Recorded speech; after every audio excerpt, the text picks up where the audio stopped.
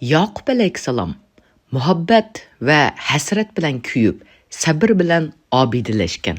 Yusuf alayhissalom bir mezgil qulluqda, keyin zindonda, ming bir jafo mushaqqat tortib, oxirida Misrga va ko'ngillarga sulton bo'lgan. Ishoq alayhissalomning o'g'li bo'lgan Yaqub alayhissalom Kanon diyorida yashagan insonlarga avatilgan bir payg'ambar edi. Onun Mədiyət yoki Şamda dunyoga kelganligi rivoyat qilinadi. Hazrati Yaqub Ays ismli bir qo'shkezak qerindishi bo'lib, Aysdan keyin tug'ilganligi uchun uningga orqadan kelgan ma'nodagi Yaqub deb atalgan. Yaqubning yana bir ma'nosi, ya'ni Saffatulloh. Allohning sof va pok qilingan qulidir. Yaqub alayhissalomning laqami Isroildir. Bu Allah'ның quli degan ma'noni bildiradi. Yaqub alayhissalomning naslidan nurg'un payg'ambarlar kelgan. Hazrati Musa, Hazrati Harun, Hazrati Davud, Hazrati Sulaymon, Hazrati Zakariya, Hazrati Yahya va İsa alayhissalom qatorliq payg'ambarlar nasib jihatdan Yaqub alayhissalomga tutishadi. Chunki dadisi Ishoq alayhissalom naslidan anbiya va podshohlarning kelishi uchun duo qilgan. Her nabiga o'ziga xos bir duo berilgan bo'lib, shubhisiz qabul bo'ladi. Boshqa payg'ambarlar ularni dunyoda qilgan. Payg'ambar alayhissalom bo'lsa, qiyomat kuniga qoldirib qo'ygan. Uning bilan umumiy shafaat amaliylashidi. Onasi Yaqub alayhissalomni tog'isining tarbiyasiga topshirgan. Tog'isining ikki qizi bo'lib, cho'ngining ismi Laya, kichikining bo'lsa Rahil edi. Yaqub alayhissalom tog'isiga 7 yil xizmat qilib, onun cho'ng qizi bilan nikohlangan. Ya'ni 7 yil tog'isining xizmatini qilib, kichik qizi Rahil bilan nikohlangan. Yaqub alayhissalom mansub bo'lgan shariatda ikki qiz bir tuqqan bilan nikohlanish joiz edi. Tog'isi Yaqub alayhissalomga qizlarini berganida ularga xizmatchi sifati bilan har biriga birdan joriya bergan bo'lib, birisining ismi Zulfa, yana birisining ismi Balha edi. Yana ikki jariya Yaqub alayhissalomga hadiya qilindi. Yaqub alayhissalomning Layadan 6, jariyalardan 4, Rahildan 2 o'g'li dunyoga keldi. Rahil uzun muddat farzand ko'rmagachga Alloh taologa iltijo qilgan va natijada Yusuf alayhissalom dunyoga keldi. Keynidan qerindishi Bunyaminni tug'ib 40 yoshida vafot bo'ldi. Yaqub alayhissalomga Yusuf alayhissalom tug'ilgan yili payg'ambarlik vazifasi berildi va insonlarni tavhid aqidasiga da'vat qildi. Uningga Kanan diyorining aholisidan ko'plagan kishilar iymon etdi. Alloh taolo Qur'on Karimda mundaq deydi: "Uningga biz Isoq va Yaqubni ato qildik. U ikkisining har birisini payg'ambar qildik. Ularga bizning rahmatimizni ato qildik. Ularning nomini baland va yuqori qildik. Ibodatda kuchlik, dinda basiratlik bandalarimiz Ibrohim, Isoq va Yaqubni aslagin. Ularni biz pok, xislatlik, oxiratni aslab turadigan samimiy kishilar qildik. Ular bizning dargohimizda haqiqatan alohida tanlangan kishilardir. Haqiqatan yaxshi kishilardir." Payg'ambar alayhissalom bu payg'ambarlarning farzandlari haqida mundaq deydi: "Karim o'g'li, Karim o'g'li, Karim o'g'li Karim. İbrahim o'g'li, Isoq o'g'li, Yaqub o'g'li Yusufdir." Yusuf alayhissalom har jihatdan qarindoshlaridan ustun turadi. Kichikidan boshlabla dadasining so'ygisiga muyassar bo'ldi. Chunki dadasi Yaqub alayhissalom o'zidagi ba'zi xususiyatlarni o'g'li Yusuf alayhissalomda ko'rgan edi. Bu sababdan uningga bo'lgan mayli boshqa avlodlarga qaraganda ortiq edi. Uni nihoyat yaxshi ko'radi. Koinotdagi butun maxluqotning qalbiy mayligi, ijobiy va salbiy qobiliyatlarga qarab o'xshash bo'lmaydi. Lekin kishilik xarakteri asosdir.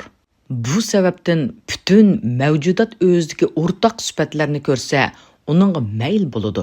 Bu o'zini g'ayrida tepish va kuzatishning natijasidir. Ya'ni o'xshash jinsdan boshqalar bir-birini o'ziga jalb qiladi. Qayerda so'ygu muhabbat bo'lsa, bu so'yganning so'yilgichida o'zining sifatini tepishidan maydonga keladi. Şuna jalb qilish, havasini keltirish, ya'ni o'ziga tortish, jalb qilish uchun bu barobarlik va o'xshashlik shartdir. Kafir kafirni, irshadga agashgan kishini jalb qiladi. Bu bir-birini o'ziga tortish qonuniy moddasi. Ma'naviy jihatdan yaxshilik va yomonlikda aniq hukmini ijro qiladi. Eng go'zal qissa Yusuf qissasidir.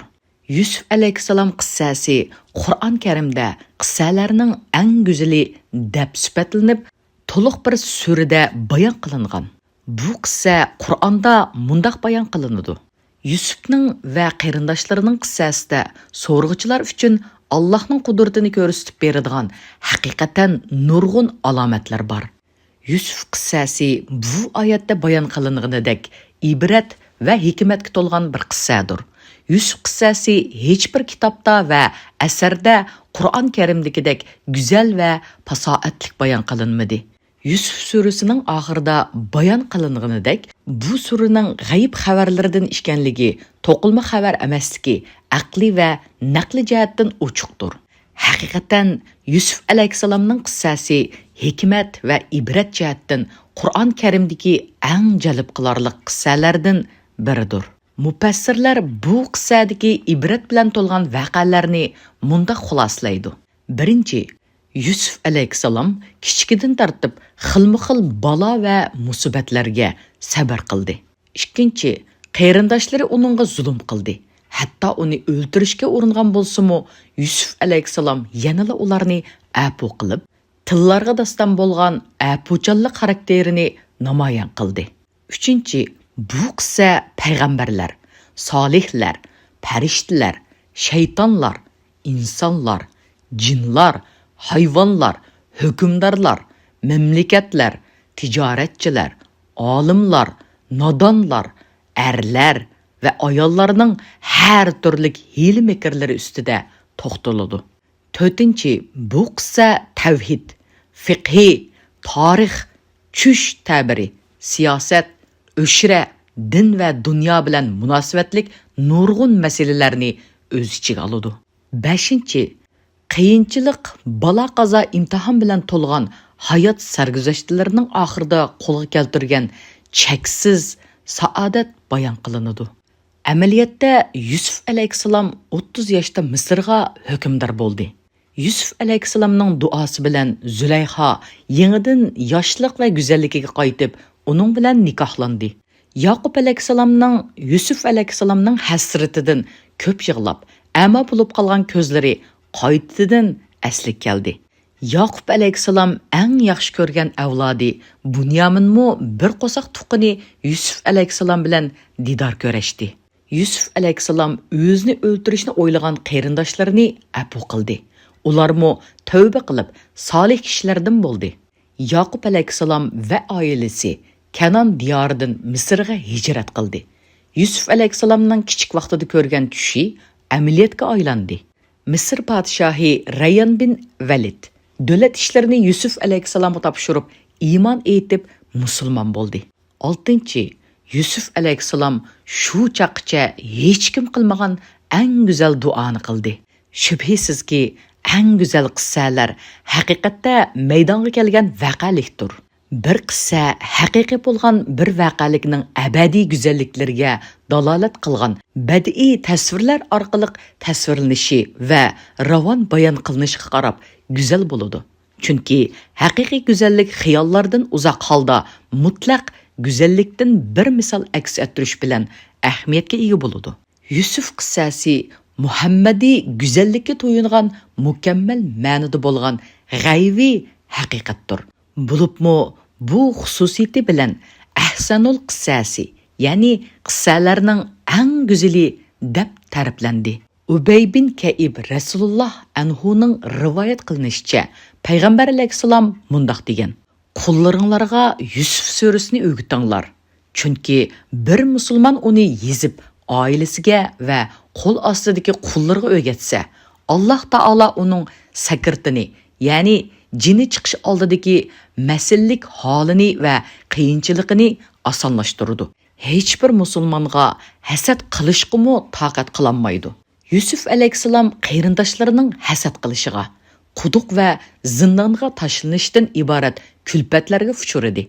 Muttaqi bo'lganligi uchun Janobi Alloh Yusuf alayhisalomga Jibril alayhisalomni avatib, tasalli qilib kulfatlarga bardoshlik berish kuchini berdi. Keyin kuch, izzat, saltanat ato qildi. Yusuf alayhisalom nurg'un jafo mushaqqatlarni beshidan o'tkazganligi uchun saltanatlik yillarda ojiz, piqir va miskinlarga texmi shafqatlik muomala qildi. Ko'rib olishga bo'ldiki, kimki Yusuf surasini o'qishni va uningdagi cho'nqur ma'nolarni tafakkur qilishni davomlashtirdi ekan, Yusuf alayhisalom erishgan nasibalarga erishidi. Yusuf qissasida son sanoqsiz hikmat va ibratlar bo'lib, bu surada nabuvat, tush ta'biri, podshohlik, boshqa musibat kelganda chidamchan va g'ayratlik bo'lish, tangpungliqni buzmaslik, dushmanning aziyatlariga sabr qilish, hijron, ishqi muhabbat, ayollarning hiyla-mikrlari, imtihon, qulluq, zindonga kirish va uningdan qutulish, azizlik, omad talay, yomonlikqa yomonlik bilan qarishlik berish kuchi yetgan turuqliq, afu qilish, ne'mat, jalbkorlik, ishorat, xush xabar, ta'bir va tafsirga o'xshash hikmat va ibratlar bilan to'lib toshgan sirlar bordir. Bu sura anbiya varisligi, Allohga xalifa bo'lishning sirlari, ruh qalbga o'xshash jismoniy va ruhiy kuchlar ustida to'xtaladi. Yusuf oldida Zulayxa nafsi ammorini tamsil qiladi. Zulayxa musulmon bo'ladi. Ruhiy tarbiya ko'rib, rizo martabasiga erishadi. Natijada ruhi Yusuf bilan bir tuqqandek jam bo'ladi. Allohning martabasiga erishguncha jafo mushaqqat va qiyinchiliklar uni tavlaydi. Yusuf surasining nozil bo'lish sababi mundoq. Bir kuni Yahudi olimlari mushrik raislaridan Muhammaddan so'rab beqinglar. Yaqub va uning oilasi Shamdan Misrga nima uchun ko'chib ketdi va Yusuf qissasining mazmuni nima? Shuning bilan mushriklarning raislari Muhammad alayhisalomning yiniga kelib so'radi.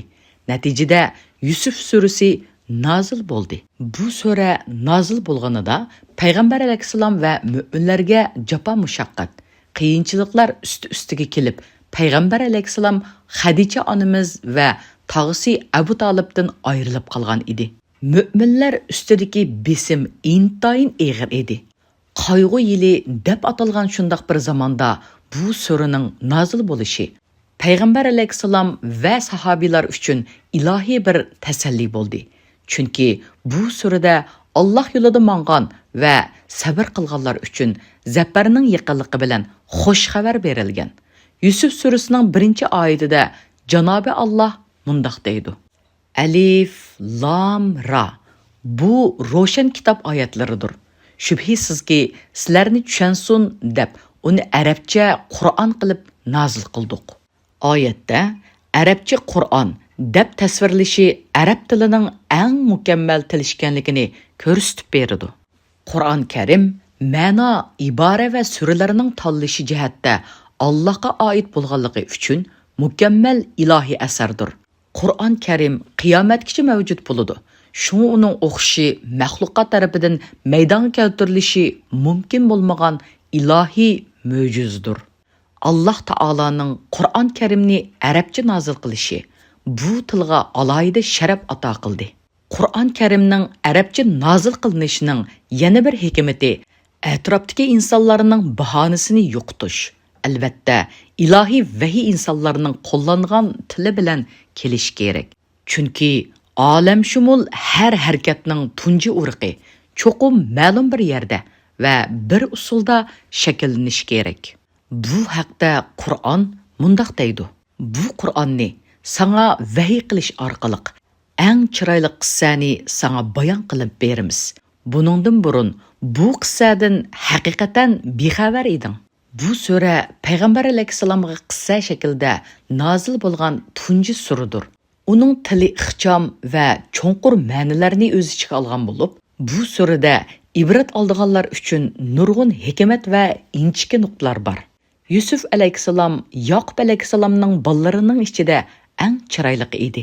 U 3 nabiyning nasldan yoritilishdek güzel sharafga ega bo'lib qolmay, yana nabuvat, güzellik, tush ta'biri, podshohlik, qurg'oqchilik, ofat zamonlarida xalq va yaqinlarga shafaat qilishdek ustun qobiliyat bilan sharaflantirildi. Bu nima degan go'zal va ulug' bir karimlikdir. Uning duosimi duolarning eng go'zal edi. Parvardigorim, meni musulmon petimcha qabzi ruh qilg'in, meni yaxshi bandalar qatorida qilg'in, dedi. Bu duosi bilan o'lim orqali Allohga yetishni tunji qitim Yusuf alayhisalom orzu qildi. Bu surada Yusuf alayhisalom ko'ngilni, Yaqub alayhisalom ruhni, Rahil ya'ni onasi jasadni, Yusuf alayhisalomning 11 qarindishi nafsoniyatni tamsil qiladi.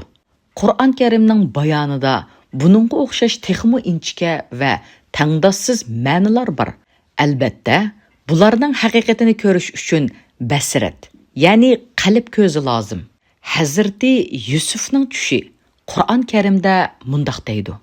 O'z vaqtida Yusuf o'z otasiga: "Ey ota, men haqiqatan tushimda 11 yulduzning va oy bilan kunning menga sajda qilganligini ko'rdim", dedi. Yusuf alayhisalomning tushida ko'rgan 11 yulduz qarindoshlari. Quyosh bo'lsa dadisi Yusuf alayhisalom, oy bo'lsa hammasi Layadir. Chunki onasi vafot bo'lgan edi. Yusuf alayhisalomning bir tuqqanlarini yulduz surtida ko'rishning hikmati qarindoshlikda insonning hayot musofasida yo'l ko'rsatadigan muhim omillarning bo'lishi uchundir. Quyosh va oyning yulduzlardan keyin zikr qilinishi Yusuf alayhisalomning dadisi va hammasi bilan bir tuqqanlardan keyin didor ko'rishadiganligini ko'rsatib beradi. Yusuf alayhisalom bu tushni ko'rganida 7 yoshda edi. Bir Yahudi payg'ambar alayhisalomdan: "Ey Muhammad, menga ayt, Yusuf ko'rgan yulduzlarning ismlari nima?" deb so'radi. Payg'ambar alayhisalom bir oz sukut qilgandan keyin Jibril alayhisalom yetib kelib, yulduzlarning ismlarini aytib berdi. Payg'ambar alayhisalom Yahudiga: "Agar sana bu yulduzlarning ismlarini aytib bersam, iymon aytamsan?" deb so'radi. Yahudi: "Ha-a" deb javob berdi. Bunun bilan payg'ambar alayhisalom bular Jaryon, Tariq, Zayyal, Qabis, Amudan, Faliq, Misbah, Daruh, Fara, Vasab, Zelkaftayndan iborat. Yusuf tushida bu yulduzlarning quyosh va oyning osmondan tushib sajda qilganligini ko'rdi, dedi. Yahudi: "Alloh bilan qasam qilamanki, aytganlaring to'g'ridir. Tush 3 qismdir. Birinchi, hadisun nafs. İnsan tushida o'z ishini, san'atini yoki oshiq ma'shuqini ko'radi. Bular inson xiyolining natijasidir. Ikkinchi, shaytonning qo'rqitishi. İnson ruhini azoblab, bezar qilgan qalaymaqanchilik ichidagi tush bo'lib, asosi yo'qdir. Uchinchi, Allohdan kelgan bishorat. Tush farishtasi kishiga Ummul kitobdan bir nusxa keltirib, Lavhul Mahfuzdan bir qism asarlarni ko'rsatadi. Bu tush to'g'ridir. Bular sodiq tush deb ataladi. Bulardan boshqalari qalaymaqan tushlardir. Sodiq tush Lavhul Mahfuzdan kelajakni aks ettirgan parlaq bir aynakdir. Payg'ambar alayhisalom: "Zamon yaqinlashgan sari mu'minning tushi yolg'on chiqmaydi. Ko'rgani haqiqatga aylanadi. Mu'minning sodiq tushi nabuvatning 46 parchasidan biridir. Nabuvatdan bo'lgan ish hech yolg'on bo'lmaydi." Qur'on Karim mundaq deydi. Otasi, ya'ni Yaqub alayhisalom: "Ey o'g'lim, tushingni qarindoshlaringga aytmag'in. Sana suiqasd qilib qolmasin. Shayton insonga haqiqatan oshkora dushmandir", dedi. Shuningga, ya'ni sana ulug' tush ko'rsatganiga o'xshash Parvardigoring seni payg'ambarlikka tanlaydi. Sana tush ta'birini bildiradi. Ajdodlaring Ibrohim, Isoqlarga ilgari Allah o'zining ulug' ne'matini berganidek, sangmo Yaqub avlodig'imi o'zining ulug' ne'matini berdi. Shubhisizki, Parvardigoring o'z marhamatiga kimning loyiq ekanligini obdan bilguchidir. Hikmat bilan ish qilguchidir. Yusuf alayhisalom uyg'onib, tushini dadasiga so'zlab berganida, Dadisi uning dunyo oxiratda yuksak shon sharaf va maqomga erishadiganligini bildi. Tushini bir tuqqanlarga aytmasligi haqida ogohlantirdi. Undaq bo'lmaganda qarindoshlarning uni qizg'inib, to'zaq qurishining mumkin ekanligini aytdi. Demak, hasad qilmaslik bilan birlikda hasadga qolmaslik kerak. Bu haqda payg'ambar alayhissalom mundaq deydi: ehtiyojinglarni qo'lga keltirishda maxfiyatlikdan foydalaninglar. Chunki har ne'mat egisiga hasad qiladi. Ko'ngilni o'ltiradigan o't hasad. Yaqub alayhissalomning o'g'illaridan Yahuda, Robil, Shamun dadasining Yusufga bo'lgan yaqinligi va uningga bo'lgan muhabbatining hikmatiga yetolmay hasad qilib, o'z vaqtida ular Yusuf va uning qarindishi, ya'ni Bunyamin, otimizga bizdinmi suyumlikdir. Halbuki biz kuchlik jamoatdirmiz. Otimizning u ikkisini bizdan ortiq ko'rishi albatta ro'shan xatodir, deyishdi. Ular Yusufni o'ltirib etinglar yoki uni jiroq bir chet joyga tashlab etinglar. Shu chaqda ota-onanglarning muhabbati sizlarga qoladi. Bu gunohdan keyin tavba qilib yaxshi odam bo'lib ketasizlar, deyishdi. Yaqub alayhissalom Yusuf alayhissalomning tushidan keyin uning payg'ambarlikka varislik qildiganligini bildi. Bu sababdan uningga bo'lgan muhabbati oshdi. Bu ahvolni sezgan qarindoshlarning hasadlari kundan kunga kuchaydi. Eng oxirida bu hasad Yusufga to'zaq qurishga sabab bo'ldi. Ya'ni Yaqub alayhissalomning sevgi muhabbati oshgan seri qarindoshlarning dushmanligi kuchayib bordi. Chunki Janobi Allah jam'ul azdod, ya'ni zid sifatlarni o'zida birlashtirguchidir. Uning ar-raqib, ya'ni davomliq nazorat ostida tutadigan va doimo ustun bo'lgan ma'noda bir ism ilohi bor. Haddidan ziyoda muhabbat hijron keltiradi. Chunki Allohga bo'lgan muhabbat sherik qabul qilmaydi. Yaqub alayhissalom o'g'li Yusufning peshonasidagi nabuvat nurini ko'rib, uningga texmo ko'ngil bo'ldi. Yaqub alayhissalomning bu muhabbati Yusufning boshqa qarindoshlarining hasadini qo'zg'adi. Kunlarning o'tishi bilan bu hasad Yusuf uchun qabih planlarning tuzilishiga sababchi bo'ldi. Oyatdan ibrat elingan eng muhim nuqta sevgining hasadga sabab bo'lib qolmasligi uchun ko'ngilda maxfiy tutishning lozimligidir. Sevgi muhabbat maxfiy va qalbda bo'lishi kerak.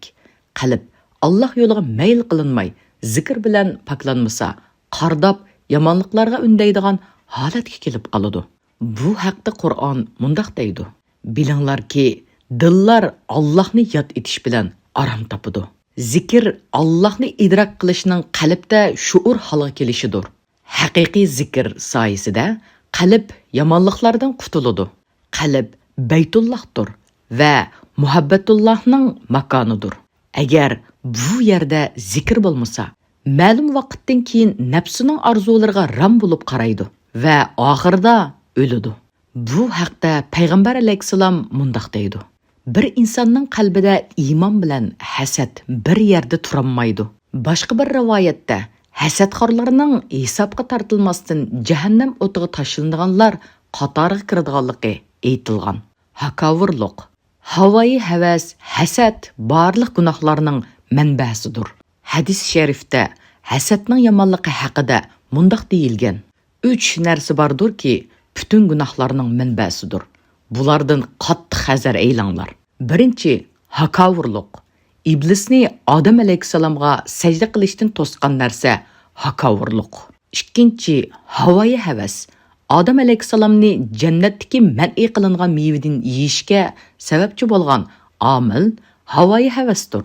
Uchinchi, hasad. Odam alayhissalomning 2 o'g'lidan Qobilning qarindishi Hobilni o'ltirishga sabab bo'lgan narsa faqat hasaddir. Hasad qilgan kishi ilohiy taqdirga e'tiroz qilgan bo'ladi. Chunki hasad Allohning boshqasiga bergan ne'matning o'ziga berilmaganligi tufaylidan u kishining ne'matdan mahrum qilinishini xohlashidir. Ammo hasad qilmasdan meningmi shundoq bo'lsa-kan deb umid qilish bo'lsa, hasadga kirmaydi. Chunki umid qilishda moddiy yoki ma'naviy ne'matning ham o'zida, ham boshqasida bo'lishini orzu qilish asosdir. Bu sababdan islomda umid qilish madhilangan bo'lib, hasad man'iy qilingan. Hasadning faqatla hasad qilgan kishiga ziyni bor. Bu xuddi boshqasiga atgan toshning qaytib kelib, atgan kishining ko'zini quyivatganiga o'xshaydi. Hasadning g'azab, nafrat va o'chmanlikdan boshqa natijasi yo'q bo'lib, oxirida kishini razil, rusvo qiladi. Yusuf alayhissalomning qarindoshlari hasadxo'rligi tufaylidan qilgan yomonligi oxirida o'ziga qaytdi. Janobi Alloh shu oyat orqali mu'minlarni hasad qilishdan ogohlantirdi. Yoki ular Alloh o'z fazilatidan kishilarga bergan narsasiga, ya'ni Muhammad alayhissalomga berilgan payg'ambarlikka hasad qilishamdi? Bu haqda payg'ambar alayhissalom mundaq deydi: hasad qilishdan hazar qilinglar. Chunki hasad o'tning o'tini ko'ydirib tugatganidek, yaxshiliklarni ko'ydirib tugutadi. Yaqub alayhissalomning Yusufga bo'lgan ziyoda muhabbati ilohiy so'ygiga ta'sir ko'rsatdi. Bu sababdan Alloh taolo uningga bir musibat berishni iroda qilib, Yusufni dadasidan ayirdi. Chunki farzand ba'zi vaqtlarda ota uchun cho'ng imtihondir. Masalan, Nuh alayhissalom kofirlarning halok bo'lishi uchun badduo qilgan bo'lsa-mu, mushrik bo'lgan o'g'lining suvda g'arq bo'lganini ko'rib sabr qilolmay, "Parvardigorim, o'g'lim mening oilamdagilardan edi. Sen menga ularning nijot tepishini va'da qilgan eding", dedi. Nuh alayhissalomning bu nidosiga Janobi Alloh mundaq javob berdi. Alloh aytdi: "Ey Nuh, u men nijot tepishini va'da qilgan oilangdagilardan emas. Uning amali yomondir." Qabih plan. Qarindoshlari Yusuf alayhissalomga qarshi til biriktirdi. Ulardan biri so'z qilib, "Yusufni o'ltirmanglar. Agar uni otasidan yiroq qilmoqchi bo'lsanglar, uni quduqqa tashlab etinglar. Uni yo'ldan o'tgan karvon elib olsin", dedi. Bu taklifni bergan Yahud bo'lib, qarindoshlarga qabul qildirdi. Bu qarindoshlarning ahvoli shu darajaga yetdiki, ularning ichidagi eng shafqatlikroqimi hasadxo'rlikdan Yusufning quduqqa tashlanish fikrini o'ttirib qo'ydi. Bu shuni ko'rsatib berdiki, do'st niqobiga o'rnab olgan yoshirin dushmanlar mavjud. Ularni amal bor, hazar aylash kerak. Haqiqiy istiqomat egalari to'g'ri yo'lda bo'lganlar, qalbi tirik bo'lgan kishilardir. Buning aksicha, zikrdan yiroq qolgan qalb nafsining ta'siri ostida qolg'achqa shahvat o'ti bilan qetib toshdak bo'lib ketadi va a'zolari ibodat qilolmas holga tushib qoladi. Bu ahvol davomlashsa, qalb quruq o'tin parchasidek o'tqa kuyishdan boshqa ishga yaramaydi. Bu ahvolga tushib qolishdan Allohga sig'inish kerak. Janobi Alloh mundaq deydi: "Allohning zikrini tark etganlikdan dillari qetib ketganlarga voy. Ana shular ro'shan gumrohlikdadir." Natijada Yusufning qarindoshlari shum plani bo'yicha dadasining yoniga keldi. Ular aytdi: "Ey otamiz, nemishqa Yusuf to'g'risida bizga ishonmaysan? Halbuki biz uningga haqiqatan yaxshi niyatdimiz. Ati uni bizga qo'shib qo'ygin, yeb ichib, o'ynab kulib kirsin. Uni biz cho'qim yaxshi muhofazat qilamiz." Balaqaza eg'izdan chiqqan so'z bilan munosabatlikdir. Yaqub: "Uni, ya'ni Yusufni elib ketsanglar, rastla xotirjam bo'lolmayman. Sizlar g'aflatda qilib uni bo'ri yeb qo'yishdan ansirayman", dedi. Rivoyatlarda deyishcha, Yusuf alayhissalom bir tush ko'rdi. O'zi bir tog'ning beshida, o'g'li Yusuf sahroda edi. Ushtumtut 10 bo'ri paydo bo'lib, Yusufga hujum qildi. Yusuf yo'qib ketdi. Yaqub alayhissalom bu sababdan o'g'illarga uni bo'ri yeb ketishdan ansirayman deb andishisini bayon qildi. Bu tush qarindoshlarining Yusufga ziyonkashlik qilish to'g'risida qanday usul qo'llanganligidan bishorat berdi. Bir hadisda mundaq deyilgan: "Balaqaza eg'izdan chiqqan so'z bilan munosabatlikdir. Nafsim menga shundoq bir so'zlarni deydi-ki, ularni deydigan bo'lsam, deganlarimga mubtalo bo'lib qolishdan ansirayman." Inson o'ziga ziyon yetadigan ishlarda dushmanlarga yip uch bermasligi kerak. Yusufning qarindoshlari u zamongacha mundaq bir plan tuzib boqmagan edi. Ular dadasi bergan yip uchi bilan maxfiy plan tuzdi. Tili kesilib o'ldirilgan Ibn Sikkit mundaq deydi: "Eg'iz xatolik keltirib chiqargan oqibat putdan kelgan ziyondan cho'ngroq bo'lishi mumkin. Chunki insonning puti teyilib ketib paydo bo'lgan yara zamonning o'tishi bilan yaxshilanishi mumkin. Ammo eg'izdan chiqqan so'z insonning beshiga chiqishi mumkin. Yaqub alayhissalom tushida bishorat berilgan bo'lsa-mu, ojizlik bilan Yusufni qarindoshlarga topshirdi. Shu ifoda bu ahvolni to'liq go'zal tushuntirib beradi. Qazo va qadar kelganda basirat ko'rmas bo'ladi. Taqdirdan hech narsa qochib qutulolmaydi. Shu xatolikni qat'iy qilmayman degan bir qo'l shaytonga bir eshik ochib qo'yadi. Shayton har vaqt uni ozdirib, uningga hech qilmayman degan ishini qildirmag'icha uningga aram bermaydi. Bu sababdan inson cho'ng so'zlamasligi va doim Allohga sig'inib turish kerak. Yusufning qarindoshlari dadisi va qarindoshlariga yaxshi muomala qilmadi. Shunga hiyla-makrni amalga oshirish uchun dadasining ogohlantirishidan oson o'tib ketdi. Ular biz kuchlik bir jamoat turqliq, uni bo'ri yigizib qo'ysak, u chaqda biz albatta ziyon tortquchilardan bo'lamiz, dedi. Qarindoshlarining xiyonati. Ular Yusufni elib chiqib ketgan va uni quduqqa tashlashni birdak qaror qilishgan chaqda biz Yusufga kelgusida ularga bu ishni sening Yusuf ekanligingni ular uqmaydigan paytda aytqin deb vahiy qildik. Oyatda bayon qilingan Yusufga vahiy qildik degan so'zga asoslanib, mufassirlarning ko'pinchisi Yusuf alayhissalomga shu chaqda payg'ambarlik berilganligini bayon qiladi. Yaqub alayhissalom o'g'illarining qarindoshi Yusufni sahroga ilib berish haqida ching turib olishi va Yusufningmi buni orzu qilganligi tufaylidan ruxsat qilishga majbur bo'ldi. Qarindoshlari dadasini xotirjam qilish uchun ko'zdan g'oyib bo'lguncha Yusufni mo'risida ko'tarib mangishdi. Dadasi ko'zdan g'oyib bo'lgandan keyin va'dasini buzib, Yusufni g'azab bilan yerga tashlab bundoq dedi: "Voy yolg'onchi tush egasi, sana sajda qilgan yulduzlar nada? Kelib seni bizdan qutuldirib olsin." Yusuf alayhissalomni urdi. Yusuf qaysi qarindoshiga yolvursa, texmi qattiq azar edi. Yusuf oxiri yig'lashga boshlab: dada, ular va'dasini, sening nasihatingni shu qadar tez unutdiki, qilganlarini bir ko'rsang, o'g'lingga qilingan qiyin qistoqlar bir qulg'umi ravo emas, dedi. Rivoyatlarda deyilishicha, Robel Yusufni ko'tarib yerga tashildi. Keyin maydisga o'ltirib olib, uni o'ldirishga urindi. Qarindoshi Lavimo bo'ynini sundirishni aytdi. Yusuf qarindoshlarining mehribonroq bo'lgan Yahudiga yalvorib: Yahuda, Allohdan qo'rq, ularni meni o'ldirishdan to'sqin. Buning bilan qarindoshiga ichi og'irgan Yahuda: uni o'ldirmanglar, bu haqda menga va'da bermagan emasmidinglar, dedi. Qarindoshlari shundoq deb javob berdi. Bu vaqtning o'zida Yahuda: o'ldirishdimi yaxshirog'ini sizlarga aytib beray, uni quduqqa tashlanglar, dedi.